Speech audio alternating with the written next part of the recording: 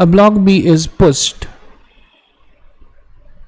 momentarily along a horizontal surface with initial velocity v. If mu is the coefficient of sliding friction between B and the surface, block B will come to rest after a time. So initial velocity is v and final velocity. So initial velocity becomes v, final velocity is going to be 0. Now acceleration, if you see, this is mg, this is n is equal to mg, and friction will act in this direction because the relative velocity is rightwards.